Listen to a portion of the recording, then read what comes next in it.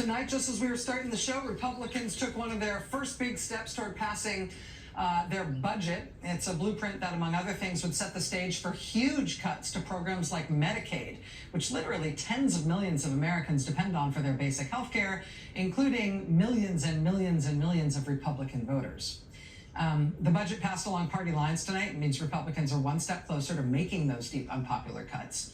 Do they keep going with this? As we're seeing Republican members of Congress and senators run up against a wave of outrage from their own constituents in town halls and constituent meetings in their home districts, should we expect a backlash from voters to effectively yank on the reins?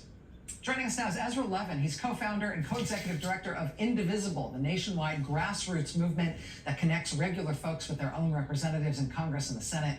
Ezra, it's nice to see you. Thanks for being here. Great to see you, Rachel.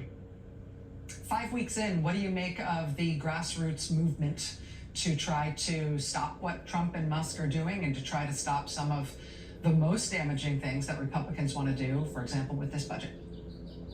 I gotta say, I love to see the previous segment with all of those people at town halls and then the Republicans seeing them, being surprised, and then slightly, as you said, slightly moderating their positions. Look, as we say in the streets, this is what democracy looks like.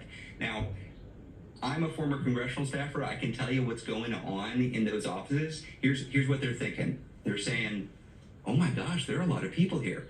Oh my gosh, we might lose the majority over this. Oh my gosh, I might lose my seat over this. Oh my gosh, we got to do something about this.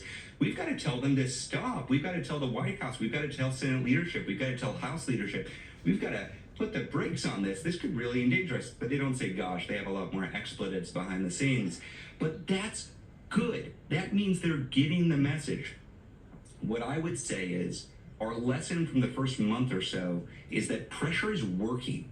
That should be the main takeaway. Pressure is working. But as you said, they haven't changed their tune entirely. They've changed a few notes. It's working, but the pressure can't stop. We're not done yet. Ezra, one of the dynamics I'm trying to get my head around is, if this budget goes ahead, they're going to make huge healthcare cuts that are going to crater state budgets, which is going to make state government very, very, very difficult, especially in red states, but in every state in the country.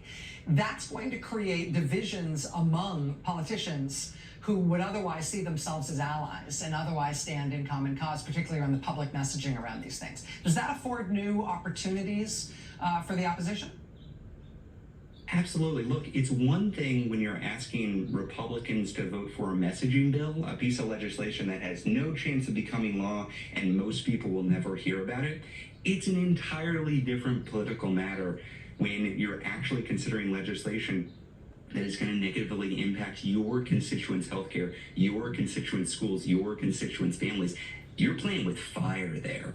And when you've got a margin in the House of Representatives of 3 votes, when you've got a margin in the Senate of 4 votes, you got to be really concerned about skittish members. The way we make them more skittish, though, for those of us who oppose that agenda, is by showing up and putting on this pressure. Ezra Levin, co-executive director of Indivisible. Ezra, it's good to see you. Thanks for your time tonight. Great to see you. All right, we'll be right back.